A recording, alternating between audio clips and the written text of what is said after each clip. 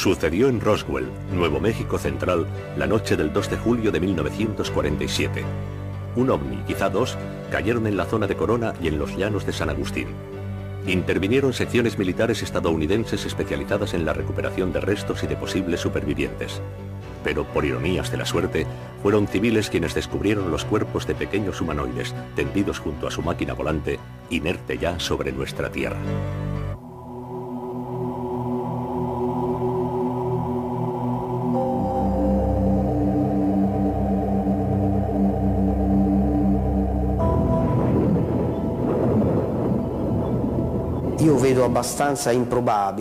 Considero bastante improbable que un grupo de civiles se encontrara por casualidad con todo esto. Sin duda, nada puede excluirse a priori, pero lo veo muy poco probable. En efecto, creo que en un episodio como este, dada la relativa proximidad al lugar de los hechos de ciertas estructuras militares, habrían sido estas las primeras en llegar. Y no sé si la idea de que los ovnis a menudo no son detectados puede servir para explicar dicha cuestión. Pienso que todo esto fue de alguna manera comprobado y retirado con anterioridad, lo cual querría decir que los militares llegaron allí, al lugar de los hechos, enseguida.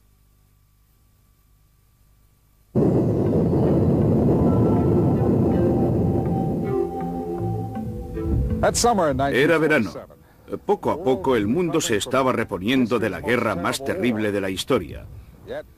Y puede decirse que por cuanto se refiere a Estados Unidos, las cosas estaban volviendo a la normalidad. Normalidad. Una palabra interesante. En junio de 1947, el empresario Kenneth Arnold pilotaba su avión en las proximidades de Mount Rainier, estado de Washington, cuando vio algo anormal. Más tarde, describió 9 objetos, un grupo de discos que cruzaban como flechas el cielo, platillos volantes. A los periódicos les gustó la expresión platillos volantes, y en poco tiempo, con cada artículo que se publicaba, con cada noticia sobre ovnis, aumentaba el número de personas que los avistaban, repetidas veces y cada vez con mayor frecuencia. Aquí en Nuevo México, entre junio y julio de 1947, las crónicas refirieron múltiples avistamientos de platillos volantes, unos auténticos y otros no. En ciertos casos, el fenómeno fue atribuido a causas naturales, como efectos de reflexión óptica, espejismos o inversiones térmicas. Pero ¿qué se podía decir de los casos inexplicables? Si esas luces eran realmente vehículos volantes, ¿a quiénes pertenecían? ¿Qué les había traído hasta aquí? Y por último, ¿por qué Nuevo México?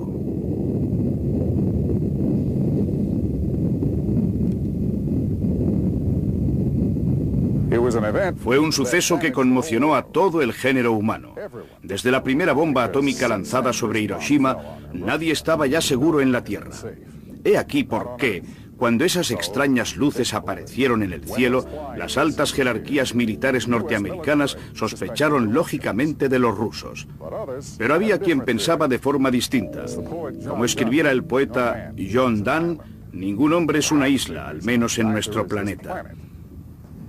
Pero supongamos que las ondas generadas por las explosiones atómicas hubiesen podido viajar hacia el espacio y que alguien lejos en el universo estuviera a la escucha. La primera bomba fue probada experimentalmente en Nuevo México, en Álamo Gordo, a unas 100 millas al sudoeste de Roswell. Era el 16 de julio de 1945, 2 años antes del primer informe oficial de avistamiento de un platillo volante. Después de la guerra, la investigación sobre armamento en materia de misiles continuó en Álamo Gordo y en una región próxima llamada White Sands. Parece el Sáhara, pero no lo es. Parece una extensión de arena, pero no lo es. Son dunas de yeso blanquecino, un engaño de la naturaleza. No muy lejos de aquí hay otro lugar que también engaña a primera vista. Es la instalación de misiles Top Secret de White Sands. Después de la Segunda Guerra Mundial, Estados Unidos trasladó a más de 100 científicos alemanes a Fort Bliss, junto a El Paso, Texas, a 2 horas de coche de aquí. Les encargaron el diseño de cohetes. Su jefe era Wernher von Braun. El 16 de abril de 1946, los norteamericanos lanzaron su primera versión de un cohete alemán V2 precisamente desde las instalaciones de White Sands. Otros cohetes V2 fueron probados experimentalmente con éxito el 13 de junio, el 10 de octubre y el 17 de diciembre. Este último alcanzó una altitud de 116 millas. Mientras tanto, en Roswell, Nuevo México, la única fuerza de intervención nuclear del mundo estaba constantemente en estado de alerta. Era el Bomb Group 509 de la Fuerza Aérea Estadounidense, que disponía de un arsenal de 15 bombas atómicas. En este mapa se pueden observar 3 áreas dispuestas en triángulo. Abajo a la izquierda, la rampa lanzamisiles. Abajo a la derecha, el aeropuerto militar de Roswell, cuartel general del 509 y del arsenal nuclear. Arriba en el centro, el lugar del misterioso accidente que tuvo lugar el 2 de julio de 1947. ¿Y entonces qué cayó aquí? ¿Un avión de reconocimiento enemigo? ¿Un V2 experimental de los soviéticos? Pronto se demostró que estas hipótesis eran infundadas. La aviación y el Pentágono se apresuraron en trazar una historia de encubrimiento. Hoy tenemos la certeza de ello. La versión oficial de los hechos era falsa. En esta región tan vasta, en las alturas desérticas del Lincoln County, el cielo y la tierra forman una sola e inmensa extensión. Barrida por el viento, es un pastizal perfecto para el ganado, donde el tiempo pasa paciente e inmutable como los ojos de un anciano indio. Aquí vivía y trabajaba desde siempre un ganadero. Su nombre era Mac Brazel. La mañana del 3 de julio, Brazel encontró unos misteriosos restos esparcidos sobre una superficie de poco menos de un par de kilómetros de ancho. Estaban por doquier, asomaban entre la arena mojada y por los agujeros llenos de agua de lluvia. La noche anterior, una violenta tormenta había sacudido el desierto, y Mac Brazel recordaba haber oído un trueno más fuerte que los demás, demasiado fuerte para ser un trueno. Al observar los restos esparcidos por todas partes, Brazel se preguntaba, ¿habrá sido un trueno o ha sido una explosión? Había fragmentos de metal, mejor dicho, de láminas metálicas, y otro material ligero, como madera de balsa, y extrañas fibras o filamentos, y finas barras sobre las que aparecían grabados símbolos que le recordaban ciertas inscripciones sobre arcilla de los indios pieles rojas, los denominados dibujos petroglíficos. Más tarde, algunos testigos los describirían como muy similares a jeroglíficos egipcios. De cualquier forma, ese día Mac no pudo pasar con sus ovejas, por lo que de ahora en adelante llamaremos el campo de los restos para llegar a una fuente a más de 1 milla de distancia. Los animales evitaban el lugar rodeándolo. Brazel recogió algunos fragmentos y se los mostró a sus vecinos Floyd y Loretta Proctor. Nos descubrió aquella cosa. Nosotros le aconsejamos que fuera a Roswell y lo comunicara a las autoridades, ya que existía un premio para quien señalara el avistamiento de ovnis. Bueno, entonces los llamaban platillos volantes. Esa tarde, tras la visita a Loretta Proctor, Mac volvió al campo de los restos. Según su hijo Bill, Brazel recogió un fragmento bastante grande y lo colocó en esta caseta para el ganado, 3 millas al norte del lugar del accidente, todavía en buen estado después de 50 años. Fue así como empezaron a circular los primeros relatos sobre un ganadero que había encontrado un platillo volante y lo había guardado en una tenada. Mac tenía todavía trabajo que hacer. Durante 2 días, el 4 y el 5 de julio, se ocupó del rebaño. Luego, el 6, se levantó temprano por la mañana, lo dejó todo arreglado y se trasladó a Roswell. En primer lugar, Mac fue a la oficina del sheriff y las cosas tomaron otro cariz. El sheriff George Wilcox mandó a 2 de sus ayudantes al rancho y se puso en comunicación con la base aérea militar de Roswell. Como consecuencia de ello, el mayor Jesse Marshall, del bombardero 509, se presentó de inmediato ante el sheriff acompañado de un hombre de los servicios secretos vestido de paisano, identificado más tarde como agente Kelly. Tras escuchar a Brazel, Marshall informó al comandante del 509, el coronel William Blanchard. Este ordenó a Marshall y al agente especial que se trasladaran al rancho acompañados por Brazel. La carretera no es ahora mejor que entonces. Llegaron cuando ya había oscurecido. Entretanto, los 2 ayudantes habían regresado ya a Roswell con su versión de los hechos. Dijeron que no habían podido localizar el campo con los restos, pero que en el pastizal habían encontrado una huella en círculo con la arena licuada y vitrificada. El mayor, el ganadero y el agente de los servicios secretos pasaron la noche en el refugio del pastizal. Durante la noche el mayor Marcel volvió aquí al recinto del ganado y trajo consigo un contador Geiger para determinar el grado de radiactividad en el fragmento que Brazel había conservado. No era radiactivo. Al día siguiente, 7 de julio, introdujeron los restos en el Buick del mayor y en el Jeep del ejército. Al oscurecer se dirigieron hacia Roswell. Don Schmidt dirige las unidades de investigación del Center for UFO Studies de Chicago. Kevin Randle es un agente del Servicio de Inteligencia y está en la reserva de la Fuerza Aérea de Estados Unidos con el grado de capitán. En septiembre de 1989, el Center for UFO Studies organizó los primeros trabajos de excavación donde considerábamos que había tenido lugar el accidente del OVNI. El equipo estaba formado por 10 investigadores, entre ellos 3 científicos, 2 expertos en arqueología y 2 técnicos del Laboratorio Nacional. Nos concentramos tanto en el campo de los restos como en las zonas limítrofes. Teníamos una remota esperanza, que entre cavernas con una amplitud de incluso 300 metros, con un buen equipo arqueológico, se pudiera encontrar algo. Según Smith y Randle, desde el inicio, el coronel Blanchard y los hombres de su equipo estaban convencidos de que allí, en medio del desierto, se encontraba la tripulación del vehículo caído y alguno de sus miembros podía estar todavía vivo. La tarde del 8 de julio, Mac Brazel sobrevoló el área del accidente a bordo de un avión militar para colaborar en la búsqueda de supervivientes o de cadáveres. Anteriormente, Kevin Randle había reconstruido ya la ruta de ese vuelo. Esta vez se encontraba a bordo una cámara nuestra. El vuelo de reconocimiento del 8 de julio formaba parte de un esquema de investigación del Bomb Group 509 para encontrar otros posibles restos de la nave. En efecto, fragmentos de esta podían haber sido lanzados más allá del campo de los restos. Mac Brazel se encontraba a bordo del avión, conocía muy bien los puntos de referencia y en caso de localizar otras partes de la nave, Brazel podría dirigirlos rápidamente hacia el lugar del accidente. El objeto había rozado el campo de los restos del otro lado de ese promontorio y estaba ganando un poco de altura. Kevin no tiene dudas al respecto. La nave voló aún durante unos segundos después de la explosión. Recorrió unas 3 millas y luego cayó sobre la base del promontorio rocoso que puede verse enfocado. Este, según Kevin Randle, es el punto del impacto. Por ironías de la suerte, los primeros que llegaron a él fueron civiles. Las descripciones de un segundo punto de impacto fueron ofrecidas por 3 testigos distintos, un ingeniero civil, un arqueólogo y un militar. Todos ellos testigos oculares. Probablemente el lugar fuera localizado también durante el reconocimiento aéreo con Mac Brazel. Según los testimonios prácticamente idénticos, un objeto volante de forma circular se había estrellado en un aterrizaje forzoso. Junto al disco, tendido sobre el terreno, había varios cuerpos de pequeños humanoides, con una estatura de apenas 1 metro, muy delgados y con una cabeza muy grande para los estándares humanos.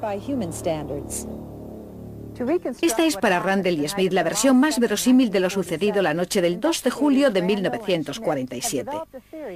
El ovni habría chocado contra el suelo en 3 puntos distintos: el campo de los restos, el círculo de arena vitrificada y este lugar, donde se considera que fueron hallados el disco y sus ocupantes. Sorprendida por una tormenta eléctrica, la nave sufre una avería. Pierde altura hasta rozar el suelo o incluso aterriza durante unos segundos. El calor intenso de la astronave vitrifica la arena.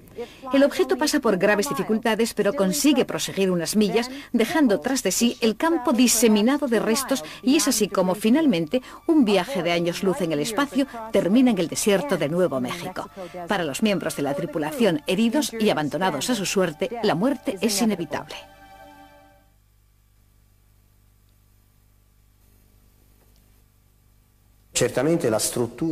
Ciertamente, en un primer momento, este suceso cogió por sorpresa la estructura militar, que no se hallaba preparada. No obstante, debía estar en condiciones de reaccionar en consecuencia. La maquinaria militar americana era muy precisa y estaba muy programada, en este caso al igual que en otros. Por consiguiente, es probable que hubiera intervención, aunque quizás se filtrara algo entre las redes de todo esto. Así pues, las hipótesis son claramente dos.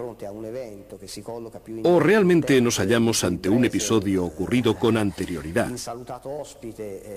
y del que después Brazel se hallaría en la situación de descubrir una pequeña parte, aunque realmente llegara a sacarlo todo a la luz. O bien podríamos plantear la hipótesis de un suceso que fue en realidad totalmente gestionado por los militares americanos, en un primer momento sin ninguna comunicación con el exterior, pero que posteriormente tuvo un eco que podría explicar un poco todo. El 8 de julio, desde que fuera localizado el segundo punto de impacto, la secuencia de los acontecimientos fue rapidísima. En cuanto llegaron al lugar, los soldados descubrieron que un grupo de civiles se había adelantado a ellos, y en la base los teléfonos se volvieron locos. El mundo quedó asombrado ante un comunicado de prensa oficial que anunciaba que el Grupo 509 había recuperado un platillo volante. Walter Haut reside aún en Roswell desde la época de su jubilación de la Fuerza Aérea estadounidense. El teniente Haut era el responsable del servicio de información del 509. El texto del comunicado decía: los rumores relacionados con los platillos volantes se convirtieron en realidad ayer cuando la oficina de inteligencia del Bomb Group 509 tuvo la suerte de recuperar un platillo. Estoy convencido de que tanto yo como el coronel Blanchard fuimos engañados. La única razón posible es que quisieran ocultar la historia y mantener toda la información reservada. Martes 8 de julio. Por la mañana el mayor Marshall informó al comandante del Bomb Group 509, el coronel William Blanchard. El coronel ordenó al jefe de la policía militar que delimitara el campo de los restos y que colocara vigilantes para impedir el acceso a la zona de interés. Luego el coronel Blanchard informó al cuartel general de la Fuerza Aérea en Fort Worth. Y muy pronto el Pentágono envió a Roswell un avión con una sección especial desde Washington. Esa misma mañana, hacia las 11, el teniente Haut terminó el comunicado. Entregaría copias a los 2 diarios y a las 2 emisoras de radio de Roswell. Todos los órganos de información están en conexión por teletipo con agencias como la Associated Press y la Reuters sobre la UPI. En la actualidad, las noticias llegan al Roswell Daily Record por vía informática. Pero entonces, en 1947, un despacho de Roswell podía también llegar a todo el mundo en pocos minutos. Y es exactamente lo que sucedió. El 8 de julio a mediodía, todas las líneas telefónicas de Roswell estaban bloqueadas. En el 509, el propio coronel Blanchard no conseguía comunicar con el exterior. Era imposible.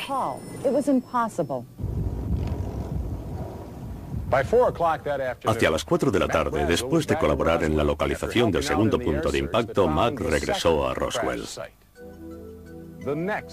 Lo que siguió fue la típica maniobra de los militares.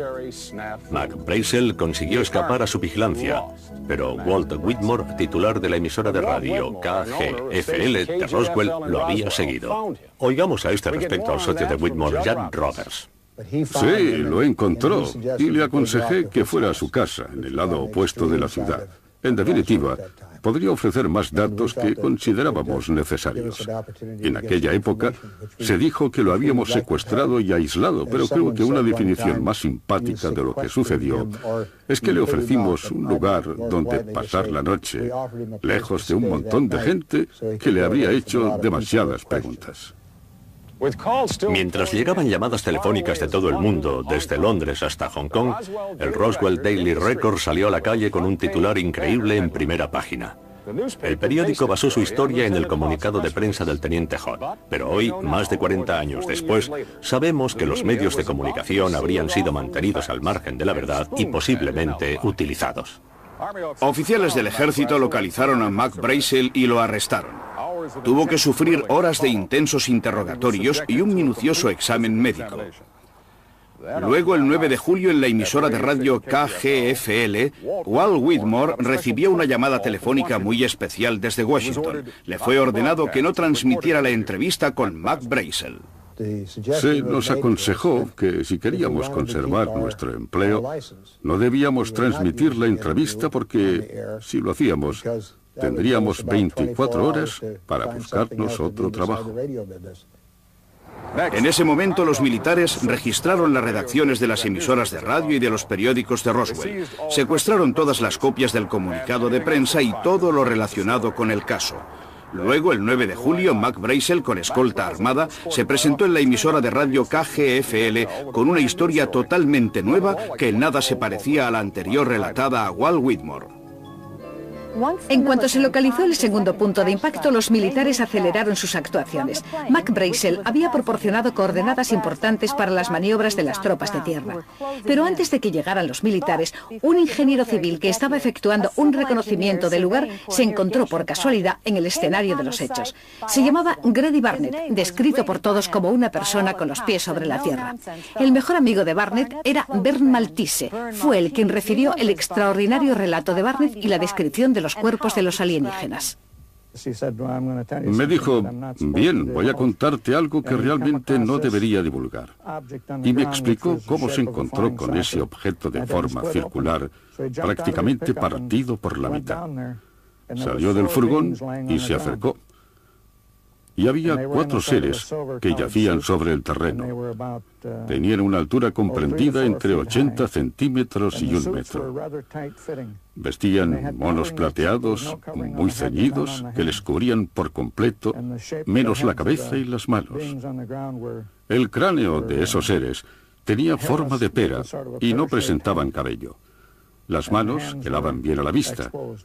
Barnett llegó unos minutos antes que un grupo de arqueólogos y luego aparecieron los del ejército que rodearon la zona.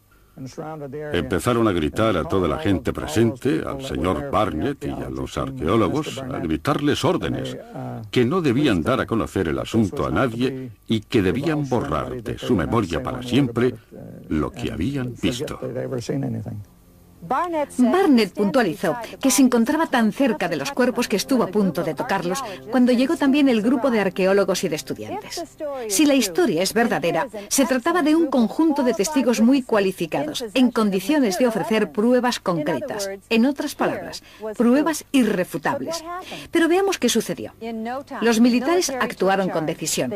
Cubrieron los cuerpos, reunieron a los arqueólogos, a los estudiantes y al ingeniero en un solo grupo y les hicieron darse la vuelta para que no pudieran seguir mirando. Era una cuestión de seguridad nacional. Si alguien hablaba, el gobierno lo sabría y procedería a localizarlos a todos uno por uno. Los soldados los escoltaron lejos del escenario en la oscuridad.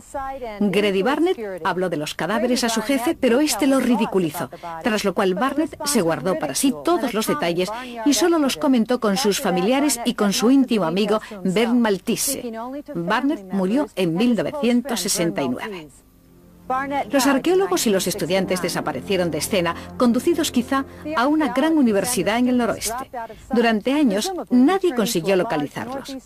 Finalmente, en 1975, una mujer enferma terminal de cáncer realizó una declaración a una enfermera del Hospital Municipal de San Petersburg, en Florida. Prestaba servicio en el departamento de enfermos terminales. Entre estos había una paciente.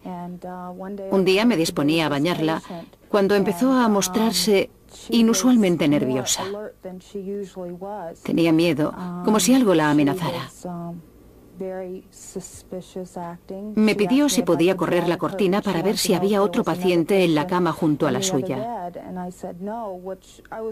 Y le dije que no había nadie. Su actitud me sorprendió porque normalmente era más tranquila. De hecho, a menudo se limitaba a repetir un nombre en particular. De repente empezó a decir que necesitaba contar esa historia a alguien. Dijo exactamente esto. Me lo he guardado durante tanto tiempo. Y contó que muchos años antes había realizado una excursión con un grupo de personas para recoger rocas. Dijo, en realidad no tendría que haber estado allí, pero allí estaba, y habría preferido no estar. El grupo llegó hasta una colina, subieron a la cima y vieron un gran objeto brillante y decidieron acercarse para verlo mejor. Cuando llegaron al lugar pudieron ver el objeto entero. Era circular y estaba posado sobre el terreno. Y la señora me dijo, sobre el suelo había como unas mantas o algo así. Entonces, uno de los hombres de la expedición se les adelantó y retiró las mantas. Debajo había unas personas muy pequeñas. No podía creer lo que estaba viendo. Eran criaturas pequeñísimas. Dijo que tenían una cabeza desproporcionada y ojos enormes, y que estaban cubiertas por un material brillante. No recuerdo si me concretó el color. Me parece que dijo azul, pero no estoy segura. Pero afirmó que era muy resplandeciente. En ese momento la señora empezó a agitarse y me dijo, no se te ocurra decírselo a nadie. Y repitió con decisión, absolutamente a nadie. Miraba con los ojos muy abiertos a su alrededor por toda la habitación, como en crisis paranoica, y dijo, pueden encontrarte siempre.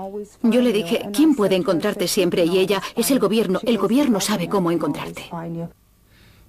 McBrazel fue visto en Roswell un par de días después, y los rumores se hicieron más insistentes. La gente pensaba que el Pentágono estaba perdiendo el control. Mientras tanto, el general Roger Ramey llevaba adelante su juego.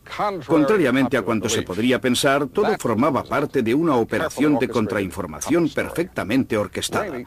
Ramey se hallaba al mando de la 8ª Fuerza Aérea destinada en Fort Worth, en Texas, cuartel general del que dependía el 509. Antes aún de que los hombres del 509 empezaran a recoger los restos y a buscar los cuerpos, el cuartel general estaba ya en línea directa con el Pentágono. La mañana del 8 de julio se organizó el vuelo con un equipo de fuerzas especiales desde Washington hacia el aeropuerto de Roswell. El general y el Pentágono estaban tratando de ocultarlo todo. Para construir una coartada convincente, el general Ramey ordenó al coronel Blanchard, comandante del 509, que enviara al agente especial mayor Marcel a Fort Worth.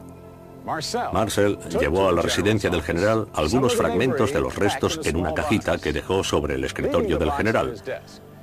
Ramey le pidió que lo acompañara a otro despacho para consultar juntos un mapa. Cuando volvieron al despacho de Ramey, la caja había desaparecido. En su lugar había un globo sonda bastante dañado. Fue entonces cuando Ramey convocó a los periodistas. Se ha tratado solo de un error, comenzó diciendo el general, por parte de Marcel y del Bomb Group 509. Y añadió, se trata de un nuevo tipo de globo. Así, a media tarde, el caso estaba cerrado. Pero, como sabemos, parte de los restos habían sido entregados al general esa misma mañana. Y entonces, ¿cómo es que, si se trataba solo de un globo meteorológico, no lo había dicho inmediatamente? Para desactivar la bomba y tranquilizar al Pentágono. El doctor Jesse Marcel tenía 11 años cuando su padre, el mayor Marcel, llegó una noche a casa con el coche cargado de extraños objetos. El doctor Marcel vive en Helena, Montana. El padre les despertó a él y a su madre hacia las 2 de la mañana y les enseñó lo que había encontrado. Nunca había visto nada parecido. Lo que más me asombró de esos materiales fue las incisiones sobre algunas partes de los restos. Eran como barras o radios sobre cuya estructura se hallaba grabada una especie de escritura. Pensé que parecían jeroglíficos, pero no lo eran realmente. Era como una forma de escritura con formas geométricas y símbolos, especialmente a lo largo de la superficie de cada barra. El color, o mejor dicho, la gradación de color, era violeta, parecía grabada en relieve en el metal. Para mí este es el elemento más peculiar de esos restos. Sé con certeza que no se trataba de un globo meteorológico o de un blanco de radar, como declaró la Fuerza Aérea. Porque aunque yo entonces era solo un niño, ya sabía distinguir un globo sonda de lo que tenía delante. En efecto, usaron el globo para ocultar la extraordinaria naturaleza de los restos. Y comprendí que detrás de todo eso había algo fuera de lo común. Mi conclusión fue que venía de otro mundo. En mayo de 1990, el doctor Marcel aceptó someterse a hipnosis. Don Schmidt y sus colegas querían indagar en la mente del doctor para tratar de dibujar los signos indescifrables presentes en esas barras que parecían radios estructurales.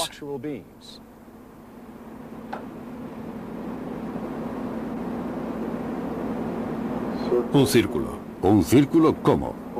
Superpuesto a un cuadrado. Sobreimpreso en un cuadrado. sobreimpreso a un cuadrado. El cuadrado está dentro del círculo o fuera del círculo.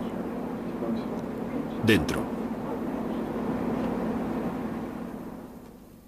Aquí, en el campo de los restos, mientras el general daba a conocer su historia del globo meteorológico, grupos de técnicos trabajaban aún con maquinaria pesada. Imagínense, bloqueos de carreteras, armas automáticas y al menos 60 hombres en camiones, todo para recuperar un globo como este. Un globo sonda que en varias ocasiones habían sido recuperados también por civiles. Eran lo bastante pequeños como para caber en el maletero de un coche, incluso el nuevo modelo al que hizo referencia el general. De hecho, Mac Brazel dijo que conocía esos globos porque algunos habían caído en su rancho. A pesar de las presiones de los militares, Mac siempre afirmaría que los restos esparcidos sobre ese trozo de tierra que las ovejas evitaban eran absolutamente diferentes a cuanto él conocía. Y obviamente los globos meteorológicos no tienen pasajeros, ni tan siquiera tan pequeños como los presumiblemente hallados en el segundo punto de impacto. Ahora bien, volviendo a lo que se decía en Roswell, si realmente se encontraron unos seres, ¿es verdad que uno de ellos estaba todavía vivo?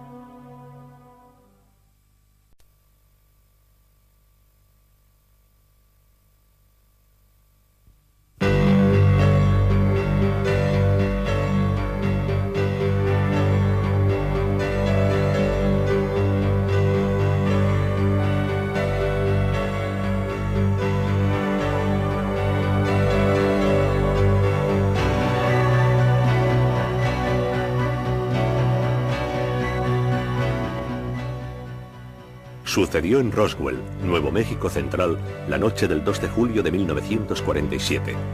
Un ovni, quizá dos, cayeron en la zona de Corona y en los llanos de San Agustín.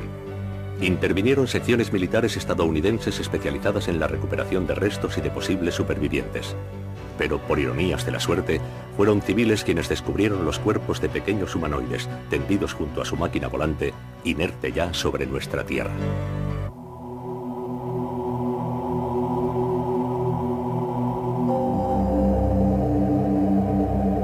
Fue atribuido a causas naturales, como efectos de reflexión óptica, espejismos o inversiones térmicas. Pero ¿qué se podía decir de los casos inexplicables? Si esas luces eran realmente vehículos volantes, ¿a quiénes pertenecían? ¿Qué les había traído hasta aquí? Y por último, ¿por qué Nuevo México?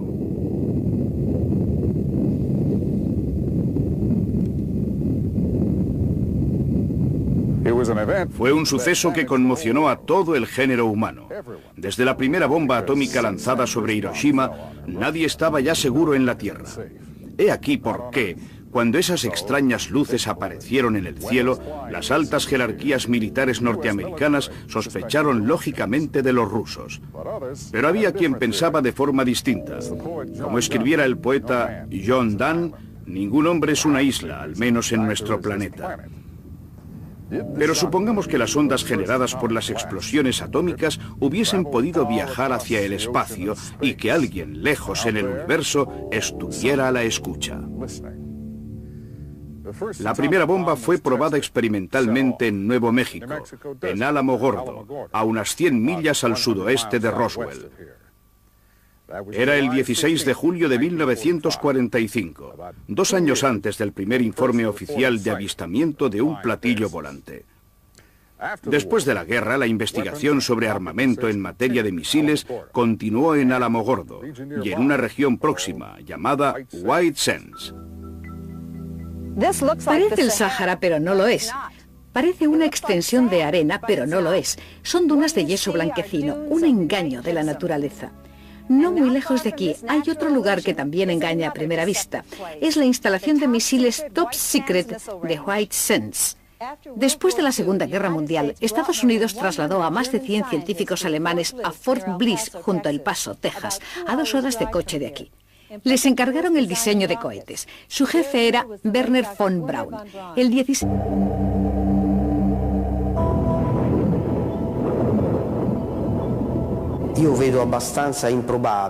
Considero bastante improbable que un grupo de civiles se encontrara por casualidad con todo esto. Sin duda, nada puede excluirse a priori, pero lo veo muy poco probable. En efecto, creo que en un episodio como este, dada la relativa proximidad al lugar de los hechos de ciertas estructuras militares, habrían sido estas las primeras en llegar.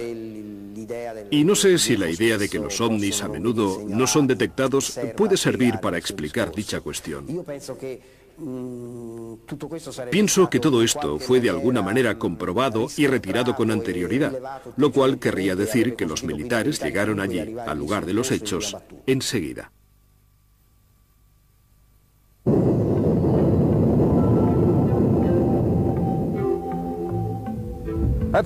Era verano.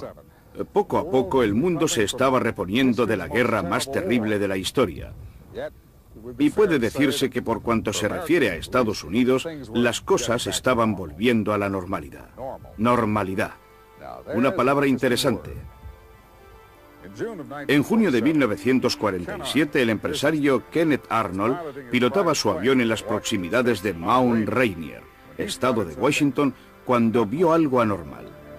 Más tarde, describió 9 objetos, un grupo de discos que cruzaban como flechas el cielo, platillos volantes. A los periódicos les gustó la expresión platillos volantes, y en poco tiempo, con cada artículo que se publicaba, con cada noticia sobre ovnis, aumentaba el número de personas que los avistaban, repetidas veces y cada vez con mayor frecuencia. Aquí en Nuevo México, entre junio y julio de 1947, las crónicas refirieron múltiples avistamientos de platillos volantes, unos auténticos y otros no. En ciertos casos el fenómeno